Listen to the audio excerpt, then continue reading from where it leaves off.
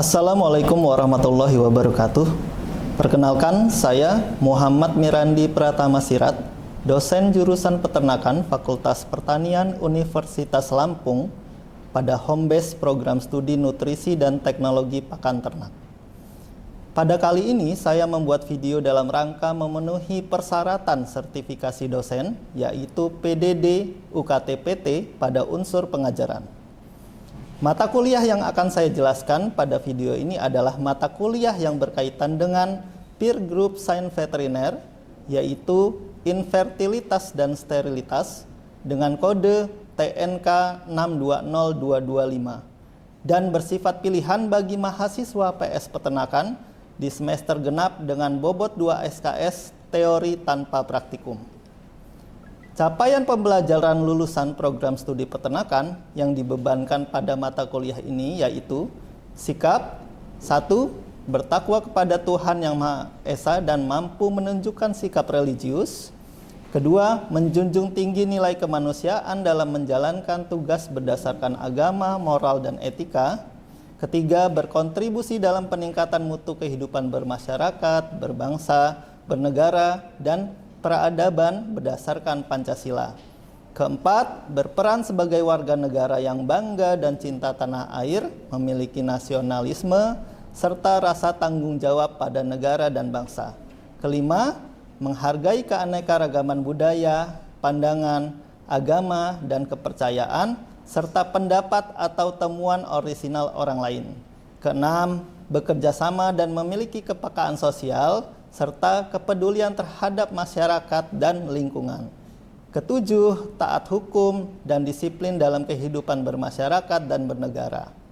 8. Menginternalisasi nilai, norma, dan etika akademik. 9. Menunjukkan sikap bertanggung jawab atas pekerjaan di bidang keahliannya secara mandiri. 10. Menginternalisasi semangat kemandirian, kejuangan, dan kewirausahaan. Kemudian pada sisi pengetahuan, diharapkan mahasiswa pada P1 menguasai dasar-dasar ilmu pengetahuan dan teknologi peternakan modern, meliputi pengembangbiakan, pakan, budidaya, secara profesional dalam industri peternakan. Pada P2, mahasiswa mampu menguasai prinsip-prinsip produksi, nutrisi dan makanan ternak, teknologi hasil dan sosial ekonomi peternakan untuk ketahanan pangan. P6, mahasiswa mampu menganalisis masalah dan pemecahan masalah dengan cara berpikir sistematis, kritis, kreatif dalam pengembangan industri peternakan berdasarkan metode ilmiah. Pada sisi keterampilan umum, diharapkan mahasiswa mampu pada KU1 menerapkan pemikiran logis, kritis, inovatif, bermutu, dan terukur dalam melakukan jenis pekerjaan di bidang peternakan sesuai dengan standar kompetensi kerja.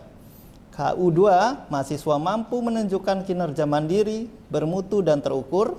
KU5, mampu mengambil keputusan secara tepat dalam konteks penyelesaian masalah di bidang peternakan berdasarkan hasil analisis data dan informasi.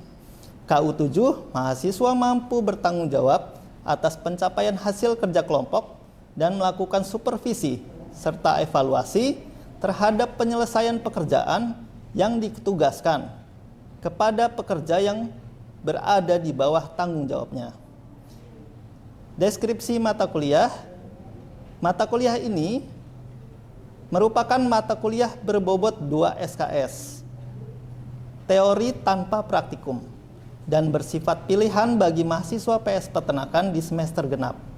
Mata kuliah infertilitas dan sterilitas merupakan mata kuliah lanjutan setelah mahasiswa menyelesaikan mata kuliah dasar reproduksi ternak dan ilmu reproduksi.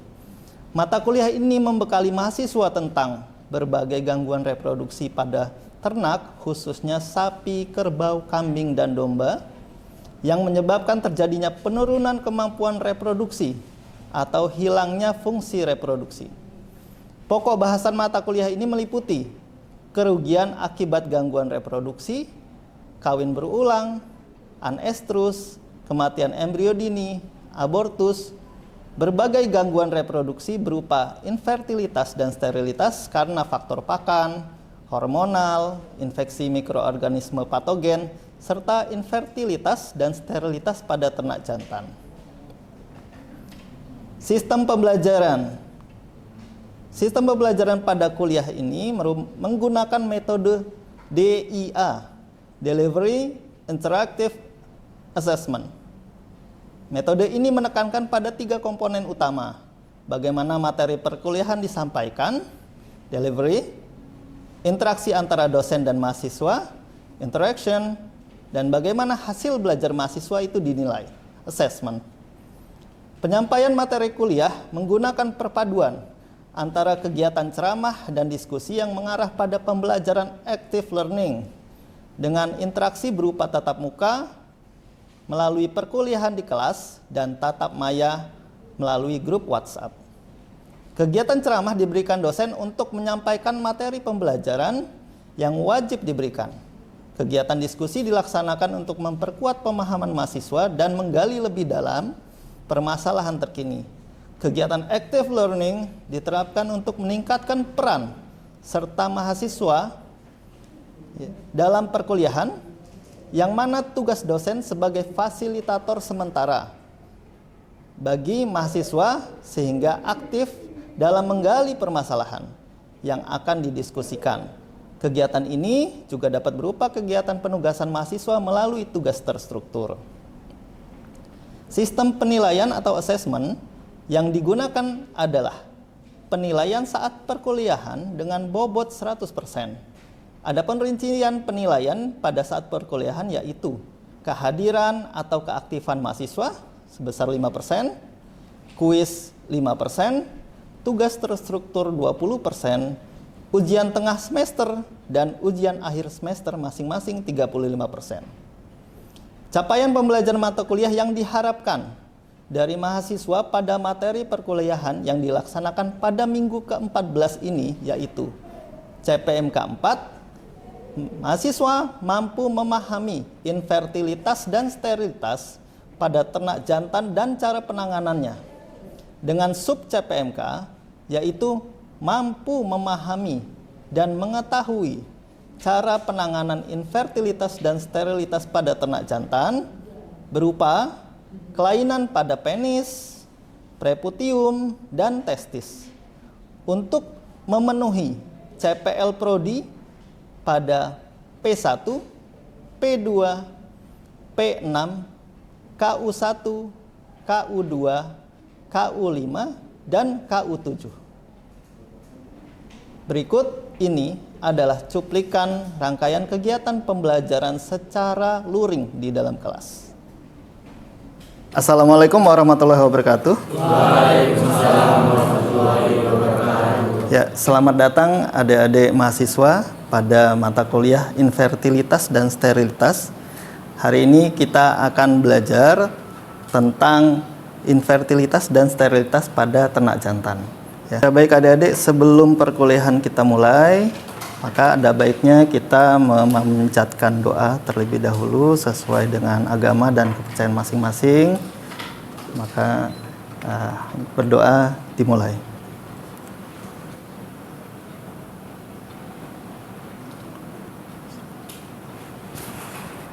Ya, berdoa selesai. Sebelum saya memasuki perkuliahan, mungkin saya ingin bertanya sedikit ya. Adik-adik sudah melalui 2 mata kuliah sebelumnya, yaitu dasar reproduksi ternak dan ilmu reproduksi. Saya ingin menanyakan, apakah ada yang mengerti arti infertilitas dan sterilitas? Ya, silakan. Infertilitas itu merupakan ilmu yang mempelajari berbagai gangguan reproduksi pada ternak. Oke, ya, bagus sekali ya.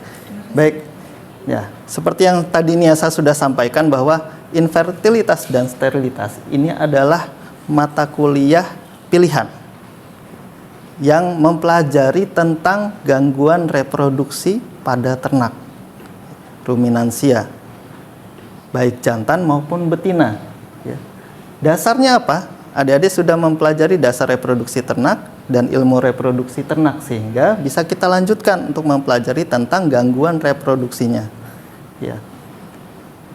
Kenapa penting kita mempelajari infertilitas dan sterilitas? Karena kita ingin mencegah ternak jantan maupun betina kita ini mengalami penurunan kemampuan reproduksi atau hilangnya fungsi reproduksi. Tentunya akan berdampak kepada apa? Tidak dihasilnya keturunan. Ya. Ini rencana pembelajaran semester yang kita gunakan, yang sudah dilakukan pada pada pertemuan 1 sampai sekarang di pertemuan ke-14. Ya. Di pertemuan ke-14. Di pertemuan ini, ya, kami selaku dosen mengharapkan adik-adik dapat memahami, ya, pengetahuan dan hal-hal terkait infertilitas, sterilitas yang bisa menyerang, bisa berpengaruh pada ternak jantan. Khususnya pada sub CPMK kali ini, adik-adik akan memahami tentang kelainan pada penis dan preputium serta kelainan pada testis. Ya. Ada yang tahu penis, preputium, sudah tahu ya? Ya.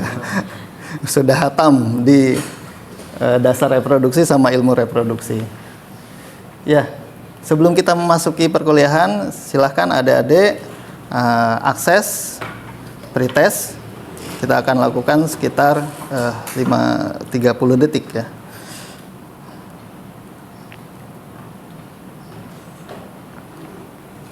Ya, jika sudah selesai, bisa kita mulai perkuliahan.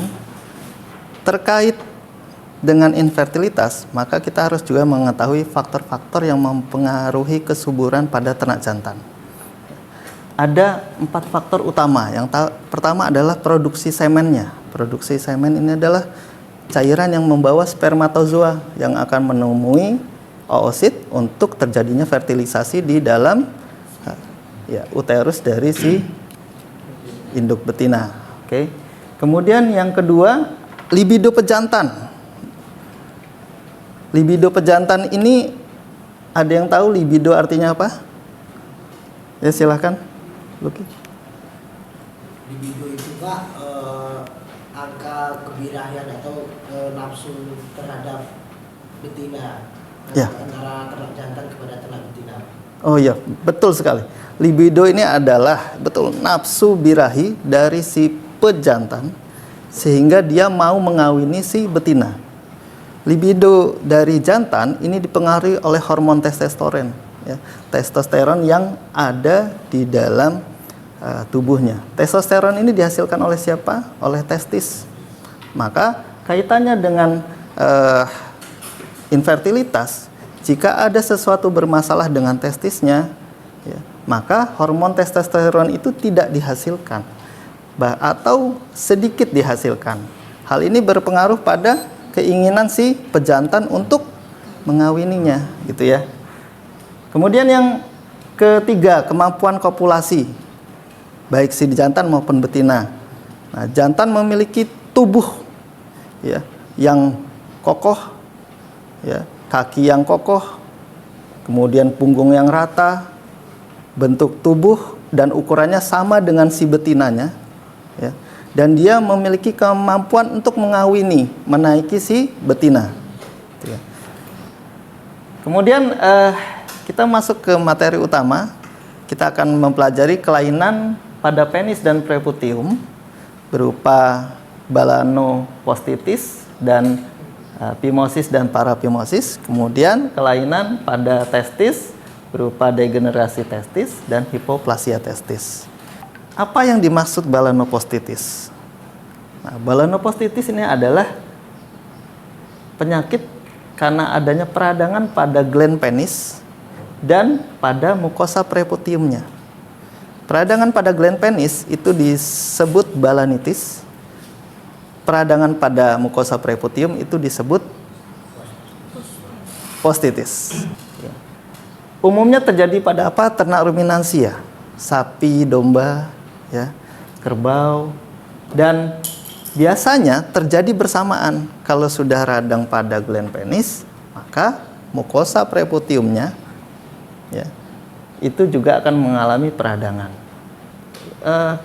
Jantan ini kawin dengan betina penderita infectious bovine rhinotracheitis, ya, atau infectious pustular vulvovaginitis. Jadi adanya peradangan pada si vagina, kemudian dapat menulari si pejantan.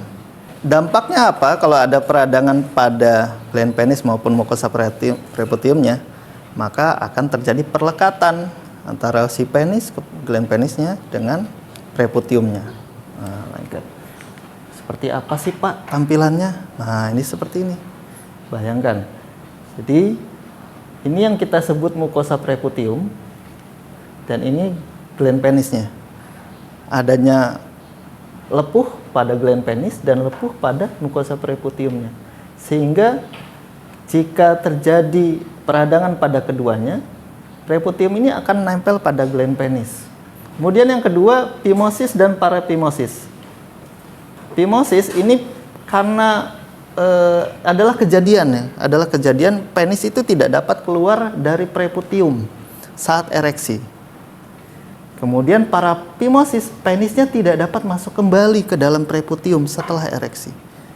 Apa penyebabnya? Penyebabnya macam-macam. Bisa karena keturunan herediter, bisa karena peradangan yang tadi, balanitis postitis, adanya tumor jaringan parut pada preputium, jaringan parut di preputiumnya, sehingga preputiumnya tidak dapat membuka. Tidak dapat membuka, maka penis tidak dapat keluar dari preputium. Begitu juga yang paraphimosis. Paraphimosis itu sudah ereksi, tapi penis sulit kembali masuk ke dalam preputium. Penyebabnya apa?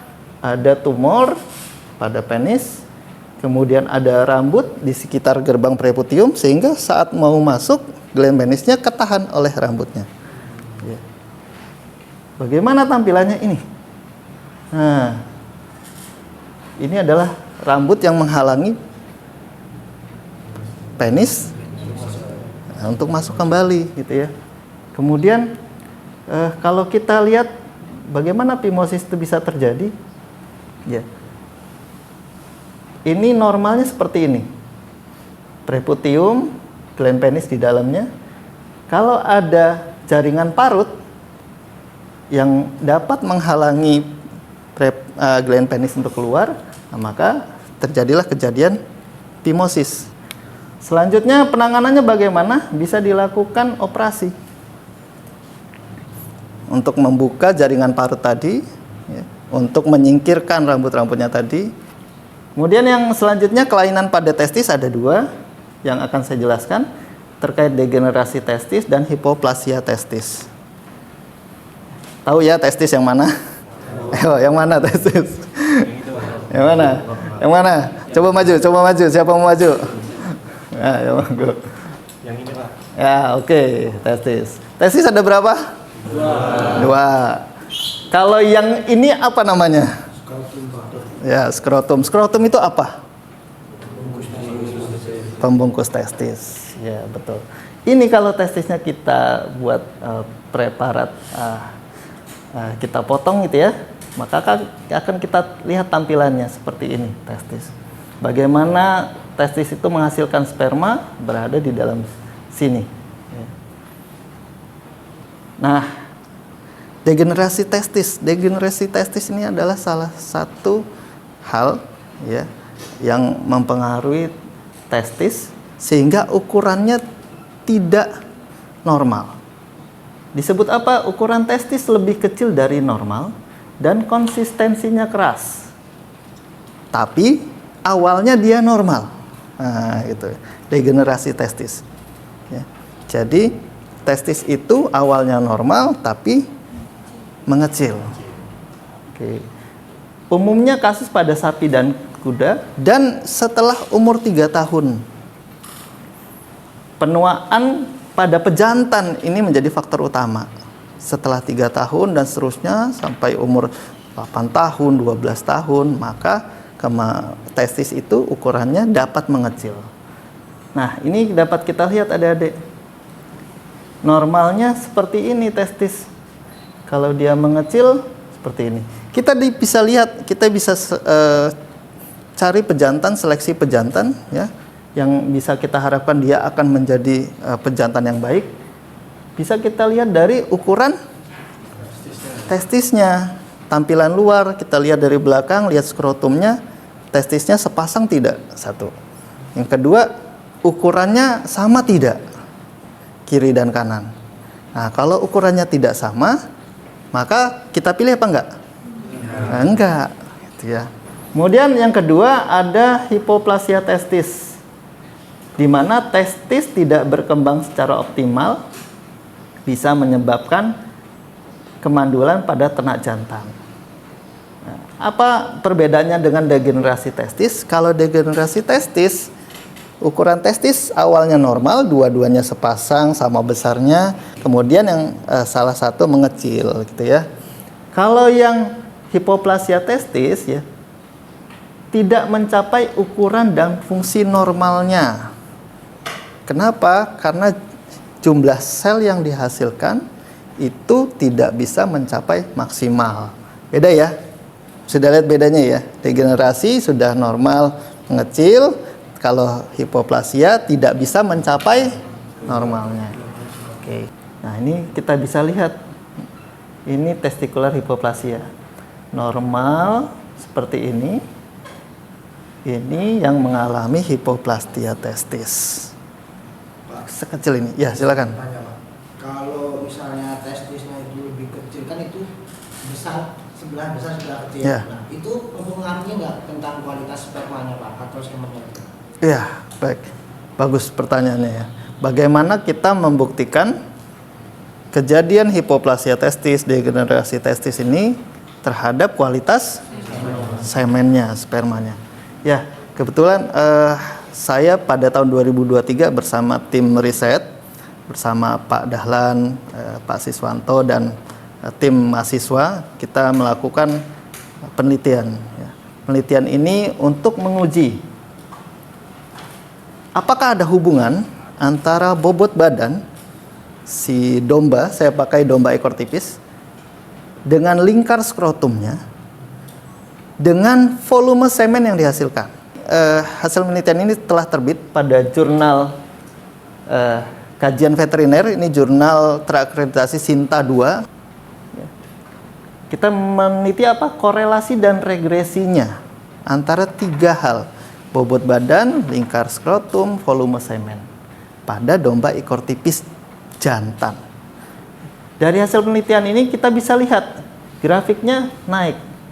Jadi bobot badan semakin meningkat, itu akan juga meningkatkan lingkar skrotumnya. Bobot badan semakin meningkat akan menghasilkan volume semen yang lebih banyak. Lingkar skrotum makin besar akan menghasilkan volume semen yang makin banyak. Nah, ada korelasi positif kuat, positif sedang antara ketiganya itu dengan rumus yang dihasilkan. Y sama dengan 17,689 plus 0,242X. Y ini adalah lingkar skrotum, misalkan antara bobot badan dan lingkar skrotum. X-nya adalah volume semen. Dan bagaimana caranya? Bobot badan sudah kita timbang, lingkar skrotumnya kira-kira berapa? Lingkar skrotum telah kita timbang, lingkar skrotum telah kita timbang, volume semennya berapa? Pakai rumus ini. Nah, maka rumus ini akan memudahkan siapa? Peternak untuk memilih calon pejantan yang ideal. Misalkan pejantannya umur 12 bulan, bobotnya dia hitung, lingkar skrotumnya dia hitung, dia masukkan rumus. Ya. Dengan lingkar skrotum itu kira-kira volume semennya berapa ya nantinya dihasilkan. Gitu. Maka ini akan membantu peternak kita untuk memilih pejantan yang berkualitas, yang superior, yang menghasilkan semen dalam jumlah besar. Ya. Bagaimana caranya mengukur lingkar skrotumnya? Nah, ini terbagi dua ya. Lingkar skrotumnya. Bagaimana cara mengukurnya? Seperti penelitian tadi saya lakukan. Adik-adik bisa pakai namanya pita rondo. Pita rondo ini adalah pita yang digunakan untuk mengukur lingkar skrotum, mereknya Rondo. Nah, bagaimana kita melakukan mengukur menggunakan pita itu? Pita itu kita kelilingi di bagian tengah. Kelilingi tengah, mulai dari depan ke belakang, kemudian temukan ujungnya dengan angka. Lakukan sebanyak berapa? 2 kali. 2 kali ini di rata-rata. Dan setelah dapat lingkar skrotumnya berapa, maka tinggal masukkan ke rumus yang tadi. Berapa volume semennya? Volume semen sama dengan ditambah rumus ini dikali lingkar skrotumnya. Maka akan ketemu volume semen yang akan dihasilkannya berapa. Gitu ya. Baik adik-adik, ini materi yang bisa saya berikan untuk mengukur peningkatan pengetahuan, ya, pemahaman kalian terhadap materi ini. Silahkan akses kembali quizisnya sehingga saya bisa menilai apakah ada peningkatan pengetahuan di antara kalian. Ya, untuk selanjutnya adik-adik, setelah pertemuan ini kita lakukan, maka saya berikan tugas struktur untuk kalian. Ya, tugas struktur ini berupa adik-adik nanti akan membuat makalah terkait infertilitas dan sterilitas pada ternak jantan. Ya, bagaimana tujuannya untuk agar adik-adik bisa menjelaskan dan menginterpretasikan salah satu infertilitas dan sterilitas pada ternak jantan. Buat kelompok terdiri atas 3 orang, ya. Kemudian adik-adik akan menyusun makalah berupa artikel ilmiah, ya, ya, dengan sumber pustaka artikel ilmiah berbahasa Inggris dan terindeks Scopus maksimal 10 tahun terakhir. Kemudian tiap kelompok ini membuat resume, artikel review dari artikel ilmiah yang adik-adik sudah kumpulkan. Seberapa banyak? Minimal 5 artikel ilmiah berbahasa Inggris terindeks Scopus 10 tahun terakhir. Ya. Apa saja, bagaimana bentuk dan formatnya? Halaman sampul, kata pengantar, daftar isi, daftar tabel, daftar gambar. Ya. Kemudian pendahuluan, resumenya, kesimpulannya bagaimana, daftar pustakanya, dan lampiran artikelnya. Ya, itu. Baik, untuk pertemuan kali ini saya cukupkan. Saya ucapkan terima kasih kepada adik-adik semua sudah mengikuti perkuliahan ini. Maka sebelum perkuliahan saya tutup, ada baiknya kita berdoa kembali sesuai agama dan kepercayaan masing-masing. Berdoa dimulai. Ya, berdoa selesai. Terima kasih sekali lagi saya ucapkan kepada adik-adik semua sudah mengikuti perkuliahan terkait infertilitas dan sterilitas pada ternak jantan. Kita akan bertemu kembali di pertemuan ke-15. Saya cukupkan. Assalamualaikum warahmatullahi wabarakatuh.